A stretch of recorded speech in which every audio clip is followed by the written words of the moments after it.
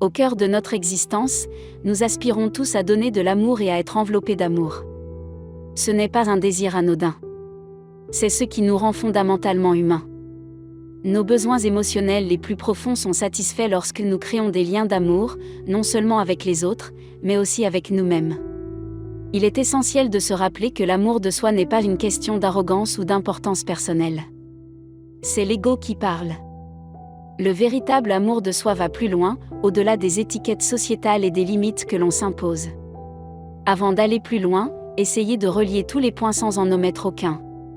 Cela donnera une image plus claire et plus logique à ceux qui cherchent à manifester cette source infinie d'amour. Dès le jour de votre naissance, vous êtes étiqueté par vos parents, vos amis et la société qui vous dit qui vous devriez être. On vous a peut-être dit que vous étiez le plus intelligent ou le plus drôle de votre famille. Parfois, vous commencez à croire que ces étiquettes sont tout ce que vous êtes. Mais au fond de toi, tu sais que tu es plus que cela. Oui, il est bon d'avoir une identité. Elle vous aide à interagir avec les autres et à vivre votre vie. Mais il est également essentiel de se rappeler qui l'on est vraiment lorsque l'on se débarrasse de toutes les étiquettes. Pensez à vous comme à un arbre. Chaque arbre est différent. Certains sont grands et robustes, comme les chênes. D'autres sont souples et poussent rapidement, comme le bambou. Vous avez également des qualités uniques. Vous êtes peut-être créatif, vous aimez faire rire les gens ou vous avez un don pour résoudre les problèmes. Ces traits de caractère sont vos dons naturels. En comprenant vos caractéristiques uniques, vous faites le premier grand pas vers l'amour de vous-même. Pourquoi est-ce si important ? Parce que le fait de connaître vos dons naturels vous aide à comprendre votre but dans la vie. Par exemple, si vous êtes doué pour faire rire les gens, vous êtes peut-être là pour apporter de la joie aux autres. Ou si vous êtes doué pour résoudre les problèmes. Peut-être pouvez-vous utiliser cette compétence pour améliorer votre communauté. Cette compréhension vous aide à faire des choix qui correspondent à ce que vous êtes. Lorsque vous faites des choix qui correspondent à vos qualités uniques, vous vous montrez de l'amour pour vous-même. Et l'amour de soi n'est pas une chose ponctuelle. C'est quelque chose que vous pratiquez tous les jours. Embrasser vos qualités uniques n'est pas seulement bon pour vous. C'est votre cadeau au monde. Chacun d'entre nous ajoute quelque chose de spécial au tableau d'ensemble, comme les couleurs uniques d'une grande peinture. Lorsque vous vous aimez et vous honorez, vous rendez le monde plus beau. Pont et obstacle à l'amour de soi. Qu'est-ce qui vous empêche de vous aimer complètement ? Vous êtes-vous déjà demandé pourquoi l'amour ressemble parfois à une étoile lointaine qui brille mais semble inaccessible ? Dès que nous venons au monde, nous sommes guidés pour regarder à l'extérieur de nous-mêmes.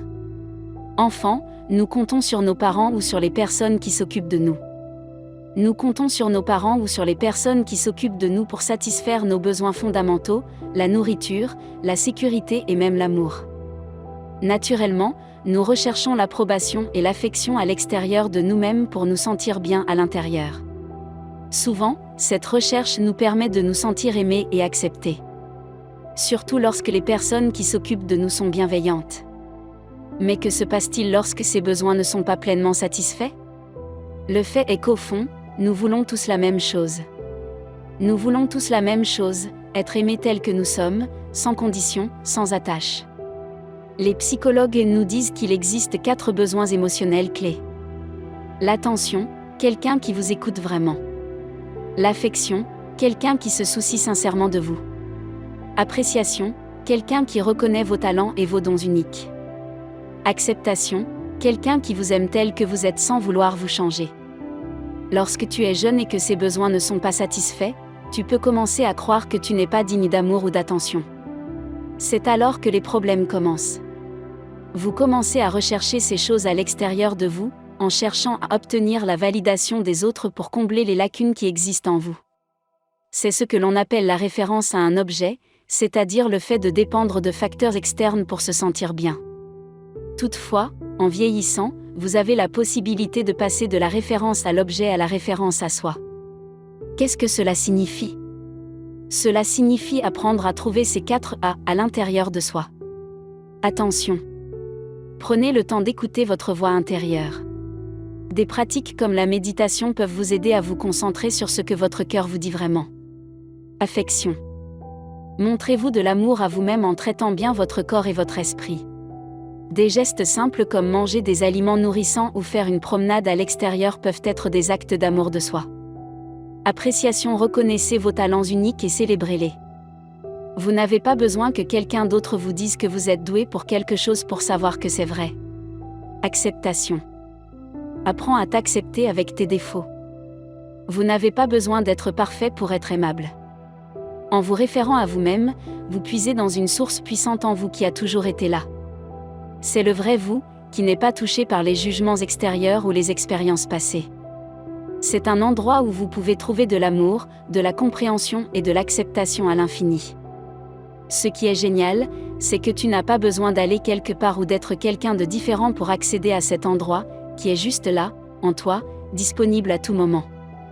Alors, chaque fois que tu cherches la validation ou l'amour de l'extérieur, souviens-toi que l'amour que tu cherches est déjà en toi.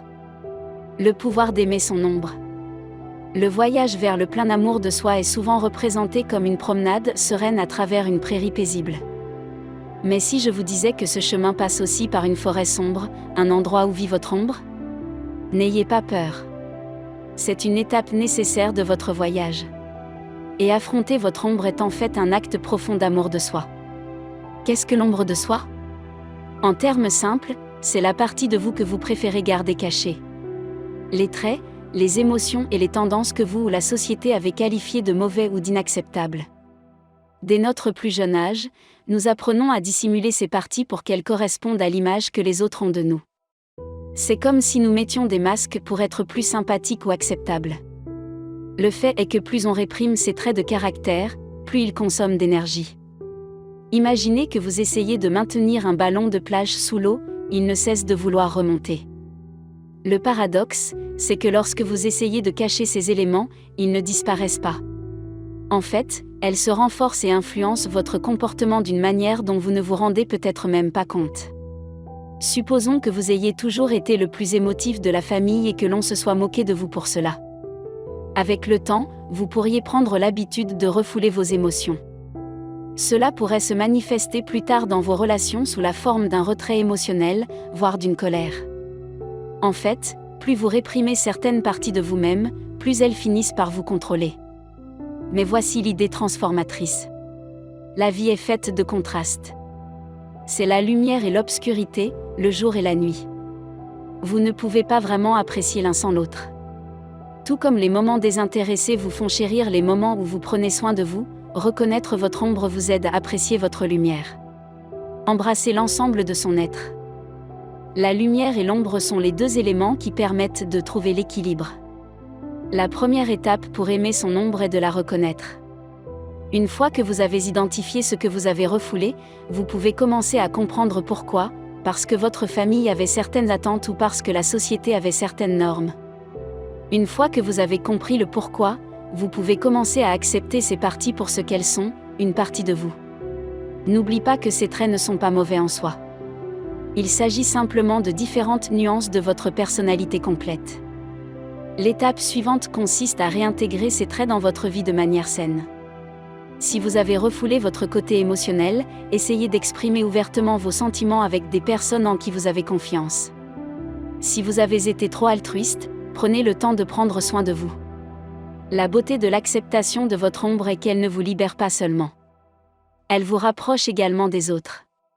Lorsque vous acceptez toutes les parties de vous-même, vous devenez naturellement plus enclin à accepter les ombres des autres. C'est comme assembler un puzzle. Chaque pièce a sa place, même celle qui semble irrégulière ou sans importance. Lorsque chaque pièce s'emboîte parfaitement, vous obtenez une belle image complète. C'est vous, une combinaison de traits de caractère, d'expériences et d'émotions multiples. Aimer tous ces aspects de soi n'est pas seulement un acte courageux. C'est un acte révolutionnaire. Lorsque vous aimez l'ensemble de votre personne, non seulement vous vous libérez, mais vous envoyez également des ondes de cette liberté et de cette acceptation dans le monde. Alors, respirez profondément, entrez dans votre ombre et laissez briller tout votre être. Devenir l'essence de l'amour. Imaginez que vous vous tenez au bord d'un vaste océan. Les vagues montent et descendent, toujours en mouvement, toujours changeantes. Comme cet océan, votre corps, vos pensées et vos émotions changent constamment. Mais si je vous disais que sous la surface, au cœur même de l'océan, il y a un calme profond, une stabilité qui reste intouchée par les turbulences du dessus. De même, au plus profond de vous se trouve une essence éternelle d'amour. Un noyau stable qui va au-delà des vagues physiques et émotionnelles toujours changeantes de la vie. C'est ce que signifie être l'amour. La destination finale de notre voyage vers l'amour de soi est la prise de conscience que vous n'êtes pas seulement capable d'aimer, mais que vous êtes l'amour. Comment passer du sentiment d'amour à l'essence même de l'amour ? Tout d'abord, il s'agit de lâcher prise. Laissez tomber l'idée que vous n'êtes que votre corps, vos pensées ou vos émotions. Ce sont des états temporaires, comme des ondulations à la surface de l'océan. Ils vont et viennent. Ce qui reste constant, c'est votre noyau, la conscience pure qui observe tous ces états. C'est dans cette conscience pure que vous trouverez votre véritable identité en tant qu'amour. Vivre dans le moment présent peut avoir un effet magique sur votre vie. Lorsque vous vous immergez pleinement dans le moment présent, vous vous débarrassez des couches d'ego et de fausses identités. Vous vous libérez des étiquettes de la société, des erreurs du passé et des angoisses de l'avenir. Il ne vous reste plus que votre forme la plus pure, l'amour. Et lorsque vous vous identifiez à cette forme, vous rayonnez l'amour dans toutes les directions, non seulement à l'intérieur, mais aussi à l'extérieur, vers les autres. La méditation est un outil qui vous aide à puiser dans cette source illimitée d'amour. En observant tranquillement vos pensées, vos sentiments et vos sensations corporelles, vous vous offrez le cadeau de la présence. Vous vous offrez le cadeau de la présence. Et avec une pratique régulière, vous ne cultivez pas seulement l'amour de soi, mais aussi une profonde prise de conscience que vous faites partie d'un tout plus grand. Vous n'êtes pas une goutte d'eau dans l'océan. Vous êtes l'océan, expansif, infini et débordant de potentiel. En incarnant l'amour, vous constaterez que votre point de vue sur la vie change radicalement. Au lieu de juger, vous offrez de la compassion. Au lieu du ressentiment, vous offrez la compréhension, vous commencez à opérer à partir d'un lieu de conscience du cœur, ce qui revient à se brancher sur une fréquence qui ne joue que la chanson de l'amour. Vous réalisez que vous n'êtes pas confiné à votre forme physique ou limité par votre esprit. Vous êtes l'amour éternel et illimité. Et je crois qu'il y a un Dieu divin qui nous donne cet amour comme un cadeau pour l'humanité. C'est cet amour qui apprend à une mère à prendre soin de son enfant. C'est cet amour qui encourage les communautés à s'entraider en temps de crise. Et c'est cet amour qui nous incite à tendre la main à un étranger. Je crois que cet amour divin est un don direct de Dieu et un reflet de l'amour éternel du Créateur pour la création. Sans cet amour divin, l'humanité ne serait pas seulement perdue, elle cesserait d'exister. Ce don divin réside en nous. Peu importe qui vous êtes, comment la société vous dépeint ou combien de fautes vous avez commises. Vous possédez toujours ce don divin. C'est une source infinie d'amour. Alors, mes amis, embrassez cet amour pour vous-même afin de pouvoir aimer les autres. J'espère que vous avez appris quelque chose aujourd'hui. Répandons l'amour comme une traînée de poudre aujourd'hui. Je vous souhaite une belle journée.